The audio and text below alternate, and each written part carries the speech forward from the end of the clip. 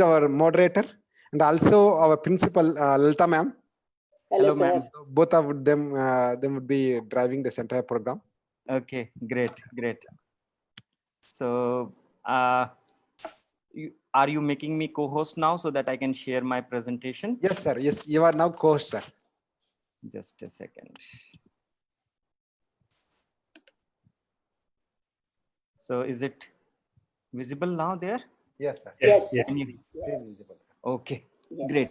So, I think I have planned in for about 25-30 minutes on my talk, and then as you mentioned that we can then keep the house open for questions, because I'm sure this is such a topic there where a lot of people would like to ask a lot of There questions. will be plenty of questions, sir.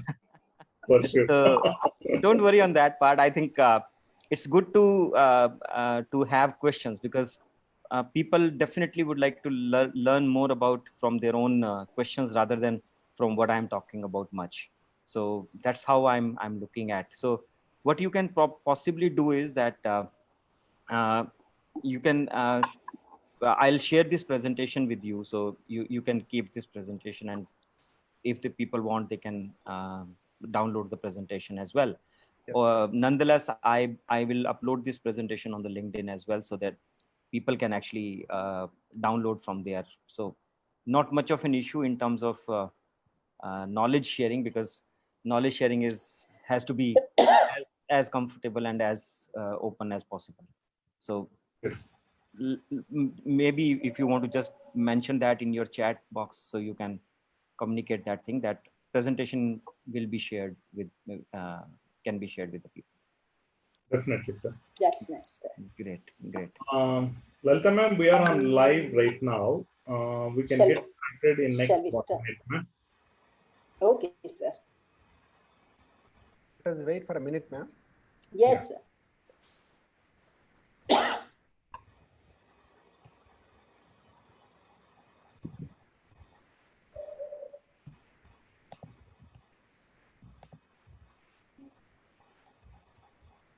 Is my voice and video clear, Subramaniam? Yes, sir. Very loud and clear, sir. Okay. Pretty loud and clear, yes.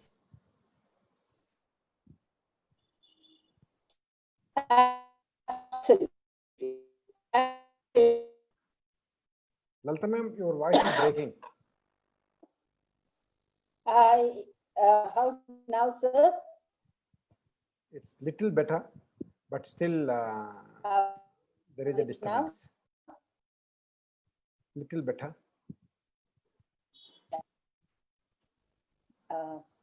Okay.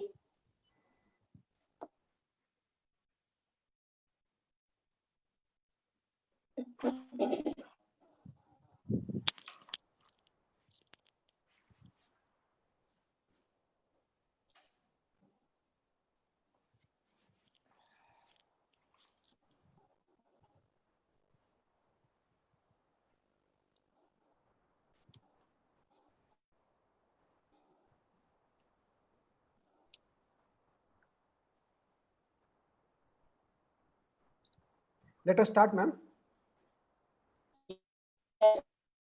Yes. Good evening, all Rockwoodians. We are very pleased to have with us Dr. Rakesh Jain. We also have with us our respected chairman and our director, Chairman Mr. Ramanaidu, and myself. We are all going to take you through overcoming collective trauma, COVID-19. And this definitely is a topic of concern, not only for us, but for the entire world. But before I start, I would like to introduce our speaker for today, Dr. Rakesh Jain. Dr. Rakesh Jain is a management professor and he is a decision coach. He helps organizations make better decisions, not only the normal circumstances, but right now under COVID-19 environment. He has the Homecoming Academy, and he is a faculty of management studies in the University of Delhi. He himself is a COVID-19 survivor, and he will be able to share with us all the pain and the travails that he had undergone during this process.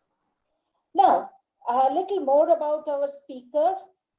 He also works on managing emotions such as and stress and cognitive biases, which are common pitfalls during making.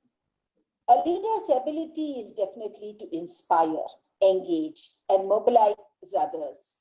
And he is able to do this, or he's able to help people in making these decisions.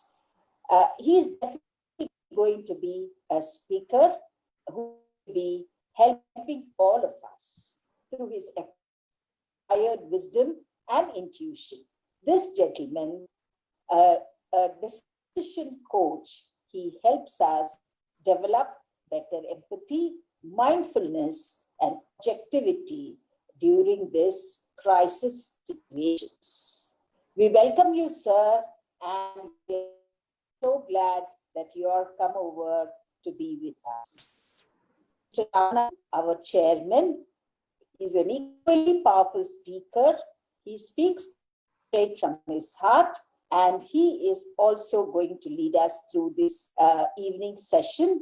And we have Mr. Subramaniam, our moderator, as well as the person who is giving us all the tech support. Welcome to all three of you, sirs. And over to you, Dr. Rakesh Jain. Thank you, Principal Ma'am. And first of all, a little clarification. I'm not a doctor. I'm a non-doctor, so I would be. Yes, I'm definitely. It's a delight to be here, and the point where you just mentioned in terms of how we can develop our better understanding of COVID-19 is the whole objective of this small deliberation that we have kept in. So I know that this topic has multiple dimensions. When we look at COVID-19, people come in with different perceptions towards COVID. There are people who are epidemiologists, so they say that, okay, the world is doomed, people are going to die, and millions of people are going to get affected. Then there are virologists who are coming up with their own perspective, wherein they are talking about creating a vaccine, talking about the behavior of virus and how it is spreading and how it is changing its mutations. Then there is another dimension, which is of immunologists, which unfortunately is largely silent into this entire controversy. And in fact, my today's presentation and my today's talk is going to largely focus on that that part of COVID, which is largely ignored by most of the social media as well as the popular media. So the theme that I brought in today was how do we overcome the collective trauma which has been caused by the COVID-19. And why I use this term collective trauma is because ever since the lockdown has been declared in March 24, we are practically searching for a black cat in a dark room. We don't really know what is the end of this entire ordeal which we are going through. When we started with the lockdown, we were not aware, we were not very sure that when this lockdown will be over. When Prime Minister started with 21 days, we thought that probably after 21 days, life will come back to normal. However, there were progressive extensions of the lockdown. And now I think even now in certain states, this lockdown is still in force. So there's a largely uncertainty which has been built around the COVID and the COVID spread. So this is creating a lot of anxiety into people's mind about the virus and its behavior and its impact and implications. So to me as well, I was also like all of us who are right now joining in this meeting, that I was also a party to this entire trauma which I faced. But then incidentally, by virtue of my background and by virtue of my knowledge, I had a very different perspective on this virus infection. I always believed that this virus infection will have will touch everybody in the world. I don't know how this thing has been presented by our popular media, that virus will be killed over after lockdown and when we break the chain and blah blah blah. But then I was very sure that looking at the epidemiological data, the virus, I knew that it is going to stay. So incidentally, for 3 months, after 3 months of waiting, he came to embrace me. So in June 19, I was tested positive for COVID. And that is where my experience of this virus started. And I would say it was a life transforming experience for me. And that's what I'm going to share today as well, that what was my learning from that experience. So to start with my discussion on COVID. So there are two statements which I'm making here, and they are very profound statements. So the first statement that I'm making is that who is the best doctor for COVID-19? Incidentally, it is our own immunity which is the best doctor for us. And my next question is, who is the worst doctor of COVID-19? And incidentally, the answer to this question as well is also our immunity. So I'm sure you must be confused that how can a same thing be best and same thing can be worst. The point is, as of now, we don't have any medicine, we don't have any vaccine against virus. So the only protection and the only treatment that is there with us is in terms of our own immune system. But then why I'm saying our immune system as the worst doctor? Because all the bad things which we hear about COVID, the bad thing, the most worst thing that can happen is the death. The death is not happening because of the virus. Death is happening because of our immune system itself. And when I say immune system, we will understand better that what is the good part of immune system and what is the worst part of immune system and what really made it worse. So my discussion today will largely focus on first aspect of understanding our immune system. So first statement that I'm making is, in my experience, immunity is not physical. It is also psychological.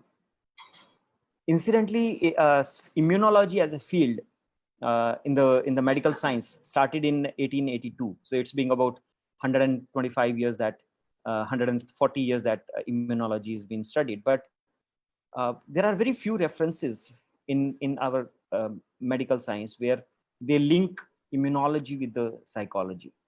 But today I'll share with you that how immunology is getting associated with the psychology of our mind. So to make you simply understand about immunity, I link immunity as our gatekeeper. Now, if immunity has to be our gatekeeper, then what are the prerequisites for the right gatekeeper? The right gatekeeper has to be fit. He has to be physically fit, and he has to be mentally in senses. Second thing that we expect the gatekeeper has to be alert. Please understand, when I'm saying fitness and alertness, I'm talking about two different things. Fitness is, yes, I may be completely physically fit. I have all the gadgets to guard the gate. However, if I am not alert, I may not be able to stop the intruder. So second very important dimension of immunity is alertness. And third aspect of the immunity which we have to understand very clearly is what I say responsiveness. Now responsiveness, what I mean by responsiveness here is, effectively, our immunity has two components: specific immunity and non-specific immunity. In case of virus, it is our specific immunity which works. And unfortunately, if the non-specific immunity gets along with the specific immunity deployment, then all the complications of COVID starts. COVID, when we talk of as an infection, has three different unique stages. There are people who will demonstrate only mild symptoms. And when I say how many people of infected people will reflect this mild symptoms, more than 80%. So in fact, more than 80% of the infected patients will not require any medical management or medical treatment for that matter. It's only 20% people that where we are going to focus on in terms of their complications and their management, aggressive management through medical drugs. When we talk responsiveness of the immunity is that for the 80% of the people, the immunity of our body takes care of that infection through internal mechanism without any need of any special medicine. However, if there is a delay in the onset of immunity, and if the virus gets into our body and then it colonizes there, it starts reproducing and multiplying there, then the immunity response changes from specific to non-specific. And one of the most common COVID complication that we hear is what we call cytokine storm. Cytokine storm is nothing but the non-specific response, immunity response to the intruder infection. So as long as the body's immunity is responsive, the bodies will take care of our incoming infection. So COVID is largely going to be addressed by the immunity. And that is why I said it's the best doctor for COVID. And if my immunity is not alert, if the immunity is not responsive, then I will have the worst of the doctor as well in the immunity, because effectively it will be the over aggressive response of the immunity which is going to do me more harm. So I need to focus more on the three aspects of immunity. The immunity has to be proper in terms of fit, it has to be alert, and it has to be responsive. Now, most of us have fit immunity. When I say most of us, obviously, I'm talking about people who are normally fit and fine. Yes, to certain people who are having some comorbid conditions like diabetes and lung conditions and some heart conditions, they may have some compromised immunity as well. But largely, all of us have the fit level of immunity.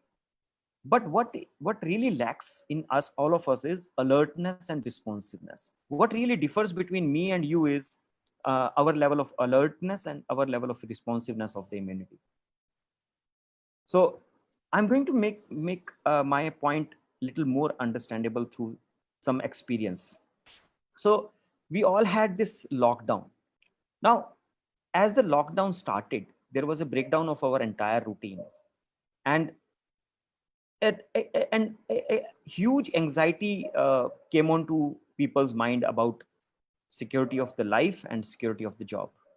So there was huge stress which built up during the lockdown. And because, as we discussed in the beginning, that there was no very clear guidelines that how lockdown is going to be managed, how long it is going to be there, and what will be the outcome of this lockdown. So there were a lot of anxiety in the people. When I was doing a lot of programs during the lockdown about health and happiness of the people, the primary concern for the people was that when is this lockdown going to be over? It was worse than a jail, because people were not aware of that when their sentence is going to be over and when they are going to be free out of the jail. So it was like searching a black cat in a dark room, and people suffered a lot of psychological trauma because of this lockdown. Second thing which happened during this lockdown is, I'm sure you must have been teaching this story to all your students about the boy who cried wolf. Every day we have been keeping our immune system on alert. Hold, I may get the infection. Hold, please be alert. I may get the infection. And this over anxiety has really created a state wherein actually when the infection is coming in, my immunity is sleeping. It has really fatigued out. My stress levels, my anxiety levels that I have built up over a period of time has really killed my responsiveness and alertness of my immune system. So while I'm having the fitness of immunity, please understand, when I say fitness, I'm talking about the immunities, different types of immune reaction responses and different types of cells which are there in our body by virtue of nature, which provides us the protection. All of us have those. So it is not that I have less B cells or I have more B cells than all of you. All of us has a similar number of immune cells, but the difference is in terms of the alertness and the responsiveness.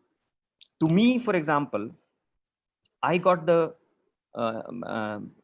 symptoms within hours of exposure. Actually, I could see that within 5 hours of my exposure, I started having a sore throat, and then I started developing fever. So my immune system was very responsive. It was very alert. The moment it identified a virus, it started its protection mechanism and kept in hold at my throat level itself. It didn't allow the virus to travel down to my lungs. So alertness and fitness of our immune system has been compromised by our own actions and by our own mind during the lockdown. So we were every day giving a false alarm to our immunity that please wake up, we are facing a virus. Please wake up, we are facing a virus. And there was no virus at the time. But now when the lockdown is over and when we are moving out, then the virus is all around us. And then our immunity is actually tired and fatigued out. So I think my focus and my experience is that more than the fitness of our immunity, we should focus on alertness and responsiveness of our immunity. And how can we do that? How can we develop that alertness and fitness to the immunity? I say incentivize your immunity. And how do you incentivize your gatekeeper? How do you incentivize your guard? You incentivize by having a healthy body and a happy mind. All of us are hearing so much of things about developing the immunity through a lot of Ayurvedic concoctions and a lot of herbal preparations. But I'm surprised that why nobody is talking about happy mind. Why are we not talking about stress-free and anxiety-free life, and how the stress is going to have an impact on our psychology, and how the psychology is going to have an impact on our immunology. So I say, in my personal experience, your best incentive that you can give to your immunity is by having a healthy body and a happy mind. And let us see what we can do for having a happy body and what we can do for having a happy mind. So when I say healthy body, my experience is that you really don't need any special food or any special medicine for building up your immunity. You should choose as natural a food as possible. Second, what is most important is having a balanced diet. Under the pressure of lockdown, I saw so many people developing a binging habit. So they were like overeating. They were because they were under stress as well.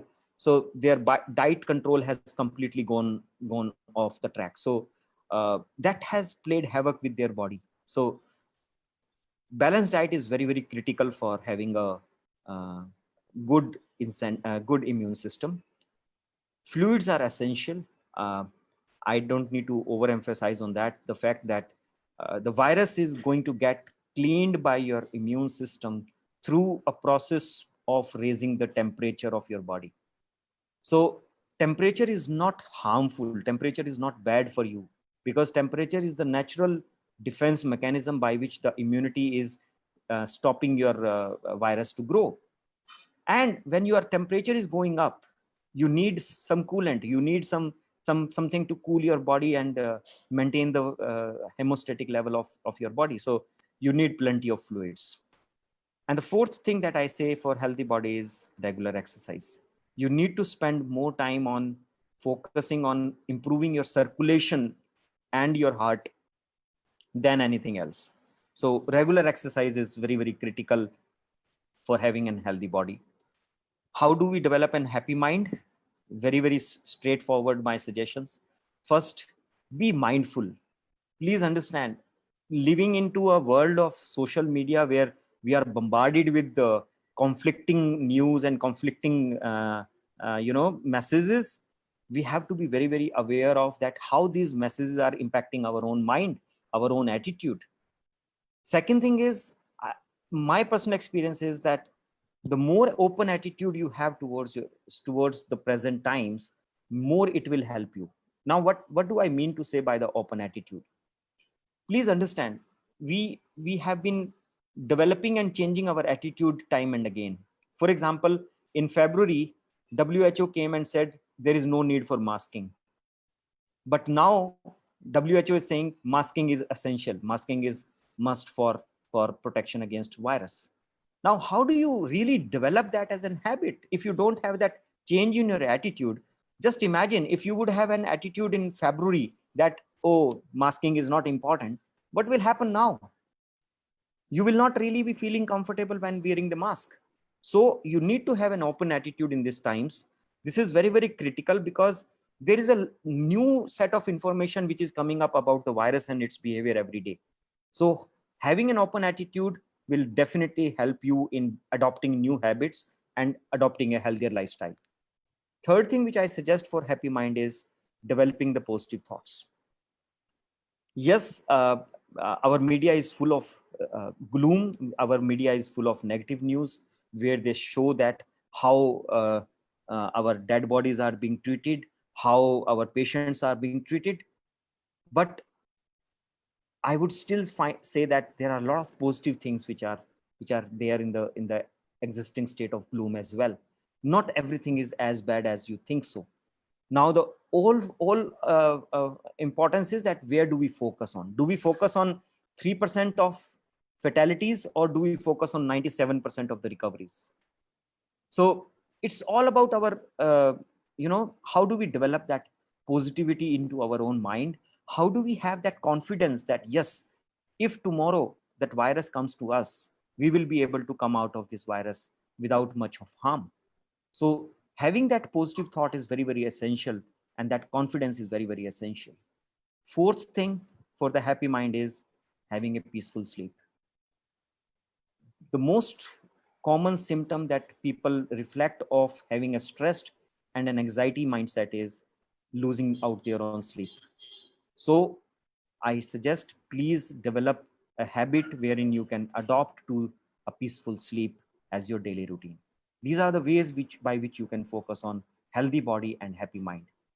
Now, what you should do and what you should not do. So I'm saying what to do first. So I'm using the acronym SMILE. So S stands for SMS. What is SMS? 3 key things you should adopt: social distancing, masking, and sanitization of hands and face. Very, very critical. Please understand that we should prevent virus as long as we can. So I'm not saying that, okay, just be daredevil and just go out and accept it. No, try to prevent it as much as possible. Second is M, very, very critical.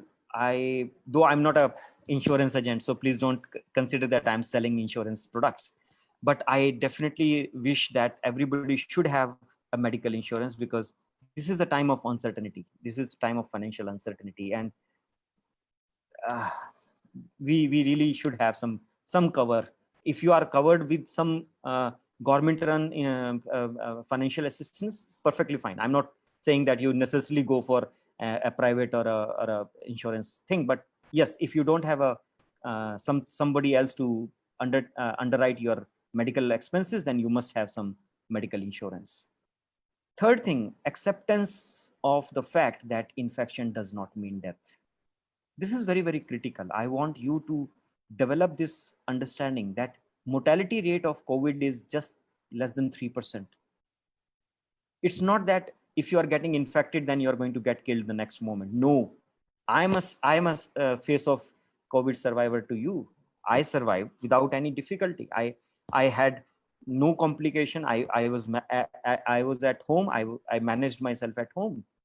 So believe you me, 85% of the people, as per the WHO, will not require any medical assistance in terms of any hospitalization or ventilation or oxygen supplements. So infection does not mean death. That's first acceptance that you have to develop. L, yes, learn to coexist with COVID-19. Don't wait for the virus to be over. It is not going to be over. If you are thinking that, okay, in the next 3 months, virus will go, no, it will not go. In 1918, H influenza had played a havoc on humanity. Even after 100 years, H influenza still infects people. So don't think that virus is going to go anywhere. We have to learn to coexist with COVID. This is the acceptance that you have to develop. And yes, very, very important, right education and awareness about COVID. Please don't believe on your WhatsApps. Please don't believe on your hearsays.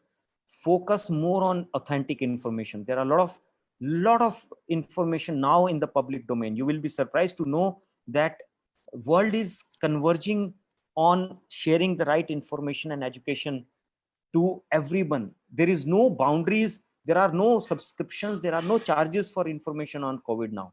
WHO, CDC, NIH, Mayo Clinic, everybody is very, very open with their research and education on COVID. So please accept the right education and ignore the wrong information. Yes, I request you to reject 3S, and the 3S are: first is stress. Please don't have the stress of COVID. Yes, it is good to be cautious, but don't be stressful of COVID. Second is social stigma. This is such a painful point and very personal point I would like to request for. Please don't hate the people who are having the COVID. They need your care. They need your support. They need your well wishes. They need your blessings. They need your care. Don't shun them away. Don't just leave them alone. Social isolation and quarantining doesn't mean that you should not be seeing them or you should not be connecting them with them over the phone. It's not about leaving your people alone. It is about being there to support them while maintaining a physical distance. So I sincerely request you all to please reject the social stigma which you have faced by virtue of the COVID. And third thing which I very strongly recommend to reject is self-medication. Please do not take medicines of your own choice. I see a lot of people getting into very, very unhealthy practices in terms of self-medication. Homeopathy, Ayurvedic, even for that matter, allopathic medicines. A lot of people are doing self-medication. Please do not do those self-medications. These are the three very, very clear rejects that I'm recommending to all. So in summary, if I were to talk of my experience about Corona, is that accept the existence of virus. It is going to be there. It is there and it is going to be there. Second is, yes, our immunity is the best defense. But as I mentioned, immunity has to be, along with the fit, it has to be alert and responsive. So focus on developing a healthy body and a happy mind. And if you happen to come across infection, if you get infected by any chance, please don't panic. More than 80% of the people will not need any medical treatment. I never needed any medical treatment. I was running fever of 104. Yes, I know that. I've been sharing my journey of COVID experience on LinkedIn, and hundreds and thousands of people have been getting influenced by that journey. And one thing that you all have to accept is that infection does not mean death. Don't believe that just because you are getting infected, you are going to die. No, you are not going to die just by the infection. So be aware of it. Don't get panicky about it. And I'm sure with the right attitude and with the right body, you will definitely be able to beat your immunity will be able to beat the virus, left, right, and center. So you don't really need to worry about any medicine or anything about as of now. This is the summary of my experience, which I wanted to share with all of you. So I'm now open for questions. I think I have overstepped on 5 minutes for time. Sorry for that, Rama and Subramaniam, but please do open your questions now. So this is. Thank you very much, sir. Ma'am, I I'd think like it to has- speak for a few minutes, then we'll go for questions. Yes, sir. Surely, sir. Surely. Over to you, sir. Chairman, sir. Yeah. Over to you. Good evening to all of you. Thank you very much, Professor Rakesh Jain, for giving valuable information about your personal experience about COVID, and also different immune systems you really require to improve boosting your immunity. COVID-19 created such a high global crisis. All of us need to really think of what exactly we really need to do in this current situation. I would like to start asking one simple question. Who is your best life partner? Is it your mom, dad, wife, husband, or son, or daughter? Some of you can key in your responses. I think it's our body, sir. Yeah, so that's very correct, Lalita ma'am. It's all about our body. Our body is the one which will be living with us till death. From the birth to death, it's your body will be along with you. Neither your relatives, nor your friends, nor your wife or family members.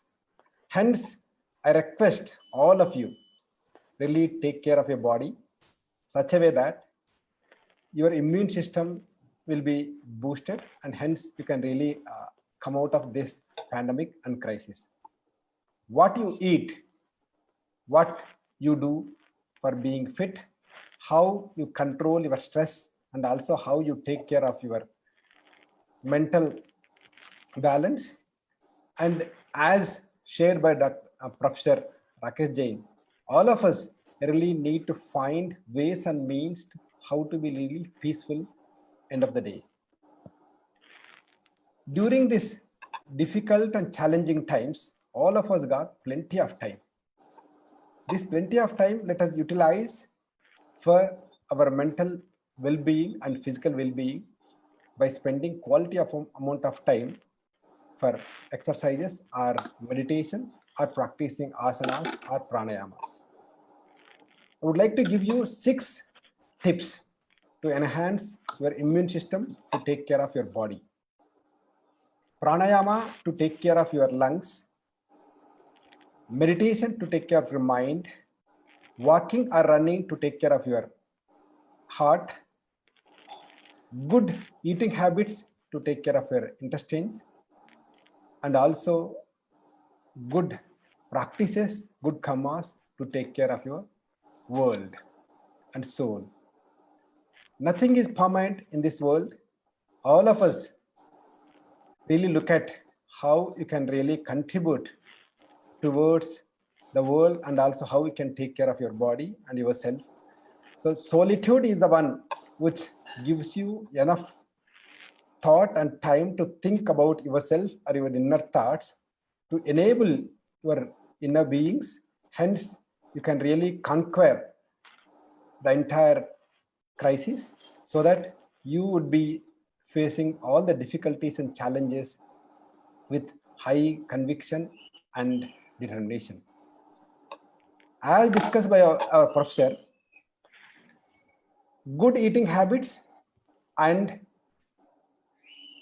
focus on your mindful activities are more important than any other information about this corona pandemic. we all should agree that corona pandemic is a dangerous virus. At the same time, it is the time all of us combat with this with collective focus and following the rules and following all the guidelines given by either WHO or our governments. Being busy all the way long may not be right. At the same time, being free all the way long time may not be right. So let us balance our life with a little of activities, a little of freeness, so that all of us can see blissfulness in our life with deep understanding of ourselves. Solitude is the one which created and discovered many things in the world. So I request and encourage all the parents, teach your students and your children how to be solitude, how to really inculcate this habit of understanding yourself, so that you really aware of your actions and consciously you would follow the practices or challenges, whatever we really feel difficulty in this during pandemic times, and can overcome without any difficulty. It's all from my side. Thank you very much, my dear parents, and also the guest for today, Professor Rakesh. Ma'am, now we can open for the questions. Thank you, sir. Sure, ma'am. Yes, sir. Thank you very much. From Professor Rakesh Jain, we heard wonderful things. Dear audience, don't forget SMS. That is social distancing, masking, and sanitizing. And also, remember to take authentic information and reject the 3 C's: stress, social stigma, and self-medication. And it's time we all accept the virus and look at how do we mitigate this risk rather than fearing it. We also heard from our chairman that our lifelong companion is our body, and to take care of ourselves, use pranayama for your lungs, meditation for your mind, exercise for your heart, positive thinking for your overall well-being, and also use solitude from time to time for mindfulness and reflection and introspection. Thank you all, wonderful speakers. I think it has been highly enriching. Now the house is open for questions. Subbi sir, over to you, sir. Thank you very much, ma'am. I request all the participants who are over Zoom, you can send your questions in the chat window, please. And if you're watching this webinar through Facebook, please go ahead and put your question under the comment section so that we will take up those questions in this webinar. Sir, we have a few questions already. I would like to read out them for you so that you can answer them. First question is, I think the participant is thanking for giving the great connections of mind of body. His question is, why WHO behave in absurd and hopeless way and bad way? How do we believe WHO in future? Because they recommend vaccine for kids. What is your take on this, sir? Okay, I think this was the exact point on which I said that having an open attitude is important, because let's understand this. Nobody knew about the word COVID before December 2019. So for WHO and for the world, COVID-19 is a very, very new thing. So as I mentioned, every day there is a new research, there is a new observation, there is a new development which is happening. And that is the reason that WHO also had to adopt to new recommendations every day. For example, recently they have accepted and acknowledged that the virus may be airborne as well, which they were not accepting earlier. Now, please understand, this is all research. Research does not happen in minutes or in hours. it takes time for the research to show its results. So WHO is not really absurd or hopeless. It's all our media which is making them look like as that they are hopeless and absurd. In fact, I would say that despite all the things, there are some very, very key takeaways that WHO has helped us is in terms of democratization of the knowledge. WHO has opened the frontiers of all the knowledge and information about COVID all over the world, which has happened for the first time. Today, if thousands of people are doing any research on COVID, that all the research outcomes are open access to everybody in internet. There is no copyright, there is no patent, there is no hidden agenda of anything. It's so this is what WHO is doing. So I think yes, there were some mistakes. I don't think that we should discount anybody's right to make mistakes, because to err is human. So but nonetheless, I think it's largely because of the novelty of this entire situation that WHO has to, you know, we have developed that kind of perception about WHO. As far as the vaccine part is concerned, I will keep my fingers crossed, because I don't think that vaccine is going to be anywhere less than a year. This I've been saying with my medical knowledge, limited medical knowledge as well, that you cannot have a vaccine in less than 1 year of a virus infection. And second thing is, even if it gets developed and, you know, tested today, by the time it will reach us as an individual, the commercialization, the production and everything, it will take at least an year's time to, you know, I'm saying very optimistic. After that, it will take 1 year for us to have access to that vaccine. So this is how I would respond to these two questions about WHO and vaccine. Thank you very much, sir. And there is one more question again on the children. How children have to be protected against this pandemic? Yes, that's very critical and very important. I also have a 10-year-old child. So when I was undergoing this infection, so my primary concern was that how do I prevent that spread to my child? There are two things. As I mentioned, SMS is very, very effective. So even for children, you have to have the social distancing. Please avoid taking children out into an unknown environment.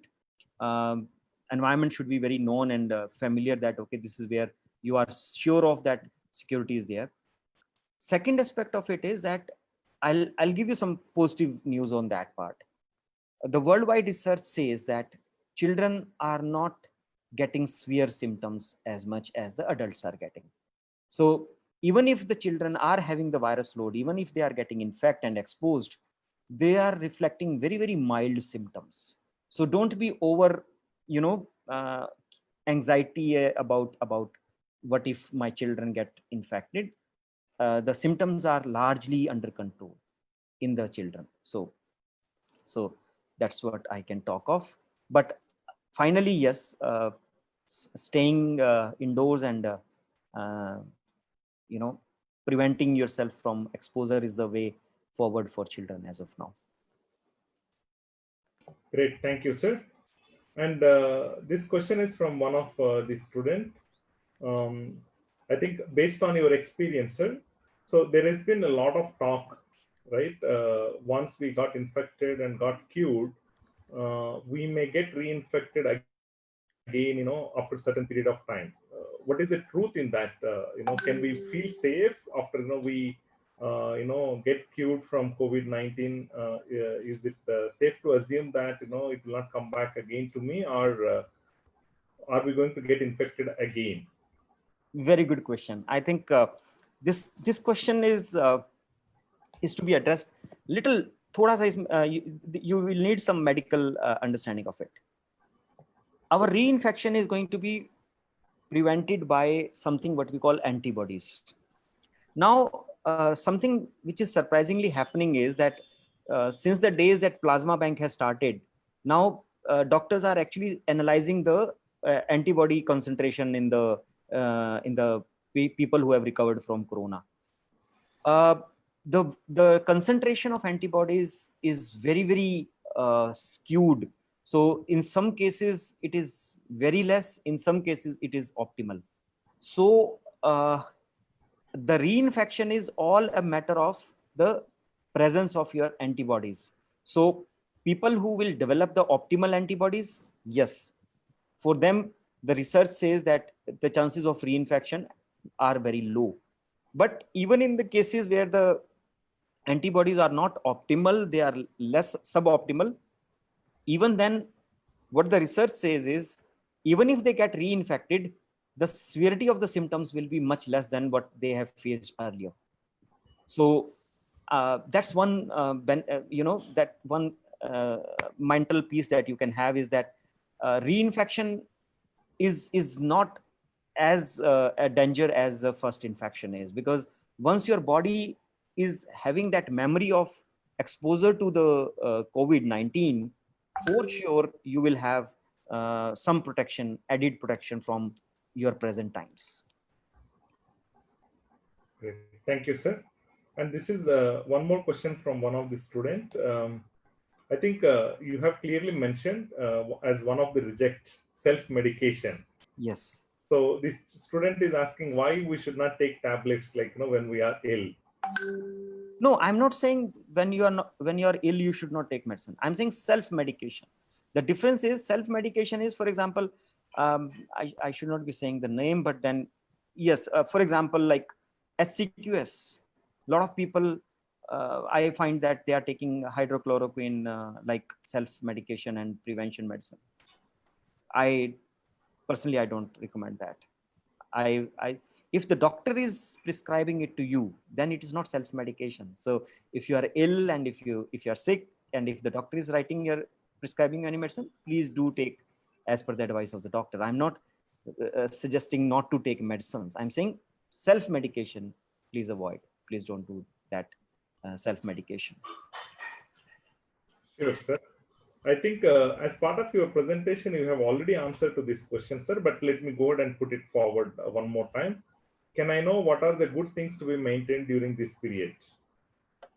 Happy body, happy mind and a healthy body. These are the two prerequisites. So I think Mr. Ramanaidu has also given very critical and useful tips. So pranayam, your yoga, your running exercises, balanced diet. And please understand, these are not to be done just once in a day, once in a month or something like that. This has to be your regular practice.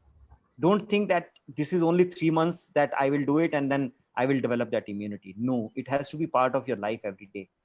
So that's more important rather than, so if I'm starting to run today, or if I'm starting to, starting to have balanced diet today, it doesn't mean that tomorrow I will have that impact on immunity.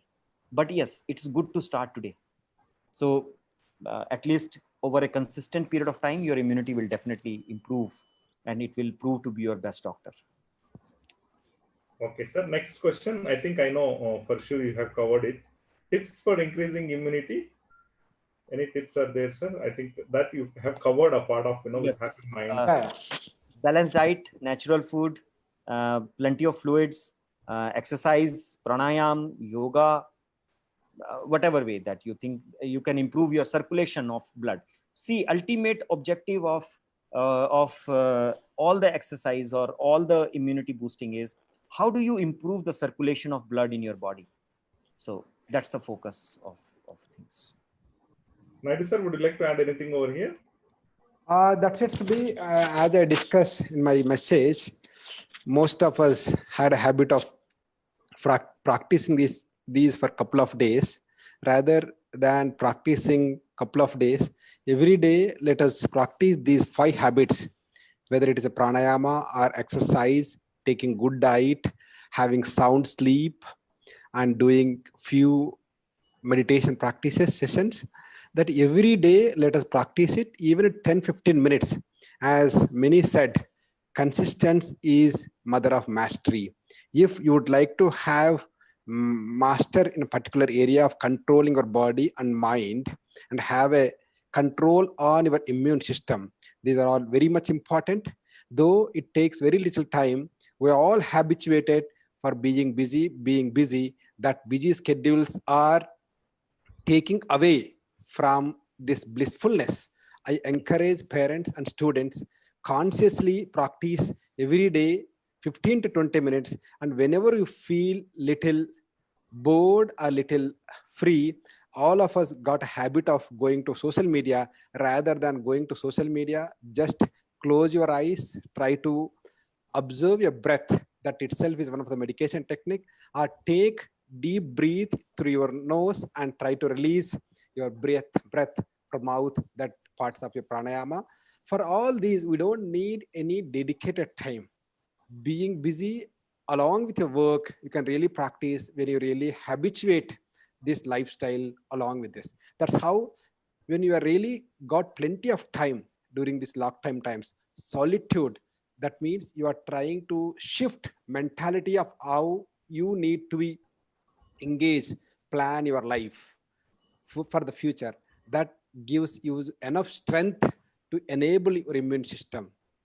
And most important, all of us had a habit of eating lot of whites, that is white rice, white sugar, white salt, and white milk. These are all really dangerous for our immune system. I recommend and encourage all of you, get rid of these things as much as possible. Move our diet towards millets, towards vegetables, towards the things which are not going to increase your sugar values. As you eat sugar, 1 cup of tea will reduce your immune system for 2 hours, right? So all of us, for all of us, had a habit of tea or coffee or any drink or any sugar is hangout, or it's something like a stress buster to all of us. Instead of using these stress busters in our day-to-day life, I recommend and encourage use pranayama or meditation. Close your eyes and observe your breath. That itself is can be part of your stress buster. That way we can really come out of this crisis, and unknowingly, as subconsciously, you are trying to help build your immune system. The most important thing is sleep. All of us should sleep minimum 7.5 hours time. If you wanted to sleep for 7.5 hours time, at least you should eat 3 hours prior to the sleeping time, and do not have any tea or coffees 6 hours prior to your sleeping time, and do not expose your eyes at least 1 hour prior to your sleeping time. These ways you can have sound sleep. When you sleep, entire your body organs should get rest. It's not like you eat heavy dinner and go for sleep. When you are under rest, your body organs or your digestive system may be working on digesting all the difficult and challenging food you have taken. That is not going to give rest. As Rakesh Jain Saab said, sleep is one of the most important aspect of having an immune system. All of us can try to have a best sleep. That would help improve immune system. Again, I'll repeat, your body is your life partner. Give enough care to your body. Money comes in, goes out. Friends will be there, will not be there. Relatives will be there, will not be there. But your body will be with you till the death. Then you give enough importance to your body. What you eat is most important, how you behave. If you eat something which is really your body can digest, you eat something which really can give enough energy, that is most important, how you behave in day in, day out. So food is such an important aspect. And also most of us have a habit of neglecting our mind and our brain. Mind or brain can only be exercised using meditation or breathing exercises. Give some thought to these things. As I discussed, solitude is the one which really takes you to think about all these things. That's what I could share Okay. for these questions. Thank you. All right. I think there is one more follow-up question. I think based on your explanation, sir, can children become carrier of the virus to home? It children start coming to school and going out and all that, with unlocking the lockdown and all that happening, can children become the carriers to home, sir? See, I think uh, this is a very debatable question. That why should we be singling out only the children? All of us can be carriers, and all of us are carriers. In fact, 3 days back there was a big news on that a person having the COVID positive report in his pocket, he traveled from Delhi to Guwahati and Guwahati to Calcutta. So careers are I think today IMA has given a statement that India is into a community spread stage. So all of us are can be carriers, and including children. So career is not as important as the symptoms. So if the symptoms are showing, then yes, we should be very careful. We can't really do anything about career. If I'm if, for example, if I have the COVID-19 in me, and if I don't have any symptoms, the only thing that I can do is to prevent myself from spreading it to the other people. Rest there is no medication for to kill virus in me. So there is no cure for virus. It is only your immunity which is going to treat you. So focus more on your immunity, focus more on your fit and immunity, alert immunity, and responsive immunity. And I was just seeing one question about the supplements part, specifically to kids, about vitamin C. Yes, vitamin C, you don't need to really supplement in tablets. There are a lot of natural sources of vitamin C. You can use natural foods, lemon, mosami, orange, so many fruits. Why are you limiting it to tablets? Second, very important. Yes, I good that you brought in this point. Vitamin D is very helpful in preventing the replication, the reproduction of the virus. And vitamin D, the source is sun. So please take your child along with you in your morning hours. As soon as the sun is rising, expose your body as much as possible without clothes to the sun. That will give you a lot of vitamin D. You don't need to supplement your vitamin D through sachets and tablets. So all these vitamins and supplements you can easily do through your natural food and natural things. Go out in sun on your own rooftop. You don't need to really go into crowd to on a beach to face the sun. You, even if you go out on go up on your rooftop, you will see the sun. So that's sufficient, I think, for supplement part that we can talk of. Thank you very much, sir. And there are a couple of more questions. Would you recommend children to attend school before getting vaccine? See, little controversial question to me, because my personal thoughts are a little radical on that part. To me, I would send my child to school without vaccine, because I know it's a part of his natural immunity development. Please understand, every year Westerners are they take flu shots. But do we take flu shots in India? We don't. Why? Because we have developed natural antibodies. We have developed that natural immunity. I can't comment on as a doctor. I'm not a doctor, but personally, as a father, I won't hesitate sending my child to the school even without vaccine, because I know for sure that exposure. See, I had that exposure, right? Now my child, will he have a higher virus load than anybody else, than having his own father into the house? So, and you don't really need to think about these things, that once the vaccine will come, then only I will send. It is more of how do you look at your own attitude towards disease and virus. And that's what I just mentioned.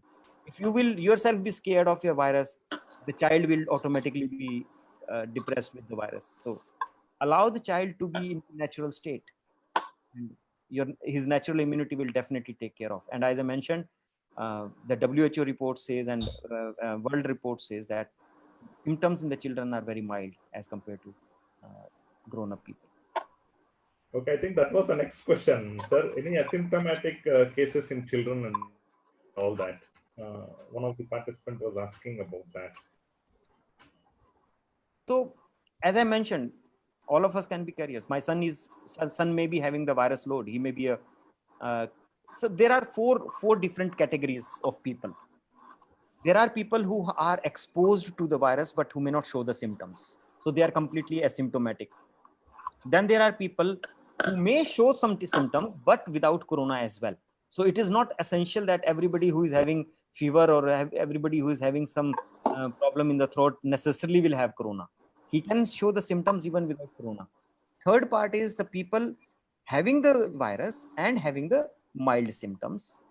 They are best treated at home and isolation. Fourth is people with corona and severe complications. Yes, there the medical aggressive treatment requires. That's definitely there. Okay. So just being a carrier or just being exposed to virus, can they spread? I think there are very conflicting reports on that.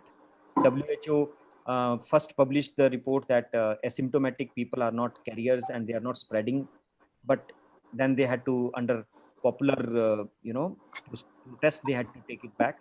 But I'm not really authority on that to say anything on that part. Yes. Thank you, sir. Lalita ma'am, we have a couple of more questions. Can we go ahead and take them, ma'am? Yes, sir. I think so. Although we are exceeding our time, maybe if they are very important, we can probably go ahead and take them, sir. Sure. And then we will wind up. Yeah. And one question, sir. Does flu vaccine helps out, our kids and all that? That's an interesting question. In fact, I had written about this thing in my recent post on LinkedIn. See, when COVID was first identified, then it was thought of as a novel coronavirus. Novel means they thought that body's immunity has no knowledge about corona. But subsequently, over a period of time, they identified that body had a natural protection against corona. The body immunity has its own identification. So flu vaccine is not effective. SARS is very effective because the similarity between genome of COVID and SARS is very high. So they found that people who had been exposed to swine flu, they definitely had a natural protection, but the flu shots are not really found to be providing any antibody protection against COVID, as far as the existing research is on. Okay. And how long really virus can stay in human body? I think you may be the right person to answer. Okay. See, I would say, to me, I would like to just twist this question a little more. I don't think that it is important that do I have the virus in my body right now or not. What is important is that am I spitting virus? Am I spreading virus from there? The existing is that after the symptoms are over, means if you don't show any symptom and you are not on any medicine, 10 days after that is the highest limit which they say that you can be infectious.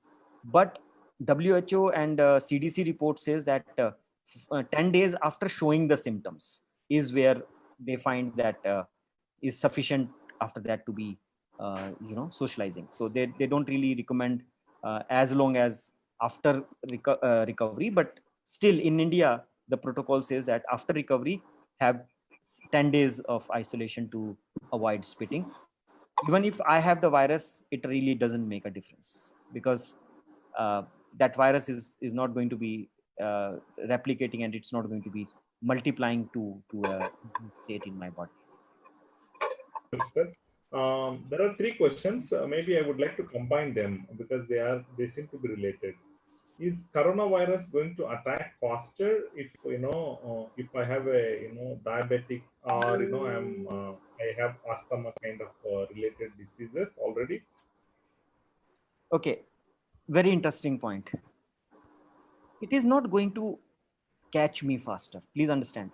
If right now, if we are 100 people and there is a virus load in the air, all of us are going to get exposed to that virus. Point is, how our immunity will respond to that virus will be different. All 100 of us will behave differently to that virus. Some of us will probably be asymptomatic, as I mentioned to you. Some of us may be just showing the mild symptoms, and some of the people may land up into severe or moderate symptoms. There, the complications like ARDS and cytokine storms that comes in. Now, point is that you know, that does it really affect the people with the comorbid conditions, and should I be scared that if I have a diabetes or asthma? I'm keeping fingers crossed for a simple reason. There are very conflicting, my personal views are very conflicting. For example, doctors say that, you know, you are on dexamethasone, so you are at high risk. But very, very interestingly, if you develop a cytokine storm, the only way to treat the site and manage the cytokine storm is use of dexamethasone. So you are using the same steroids in the management, which you are saying will lead you to complications. So I can't really, you know, this is I'm just sharing the observation. I'm not giving any judgment on it because I'm not a doctor. But I would still say, if doctor is saying you this thing, that because you are asthmatic, because you are diabetic, so you should be extra cautious, there is no harm in being extra cautious. But again, I request, don't take stress on it. If you get infection, it doesn't mean that you are a diabetic and you are going to get killed. No way. Don't think about that. I have seen many people now who had been diabetic to the extent that their fasting was more than 200. Still they survived. They recovered very well from that corona. So I don't think that there is even direct correlation to that. Okay, or if you have a asthma and if you have a diabetic, you will definitely get killed. No, it's all about your immunity, how your immunity responds to that. Maybe their immunity may respond better than mine. So it's not essential. Okay, thank you very much, sir. There are last two questions. The first question, last but one question, is to Ramanayadu, sir. I think you have mentioned white food is dangerous, and you also talked about milk. Okay. So, is it really dangerous for kids? As far as my understanding is concerned, cow milk is not for humans. We are the only mammals we take some other species milk. I always recommend, if you wanted to have calcium and any other vitamins to your children, there are many other natural milks, whether it is soya milk, almond milk, or coconut milk. Providing these kind of milk are far better than providing cow milk, buffalo milk. Cow milk actually meant for calf, not for us, right? So somehow we all humans had enough intelligence. We are trying to give cow the grass and trying to take his own children milk to our children. It's not right. I don't believe in it. And there are plenty of researches that cow milk there are many disadvantages. I recommend personally not to give cow milk as a food to your children. Rather, go for, there are many other natural milks that is better. And as it has heavy carbohydrates and fats, this is not good for our body and are also our immune system. Okay. Maybe really difficult, but I think let's look at that. All right. And one last question, sir. This is to you. I think this is very, very good question to end the session. Can you elaborate how you came out of it, your daily routine, how it was, especially as far as intake of food and home remedies and any other kind of support that you had during COVID-19 scenario? Great. Great question. The only one thing that I'll tell you first beforehand, that I will not discuss about medicines that I took, because it is not right on my part to tell you the medicines, because this is, as again, if I'll give you the names of the medicine, then it will probably make you believe that, okay, these are the medicines which are going to cure. So people may end up into self-medication. So I'm not going to touch about the medical management part of my daily routine.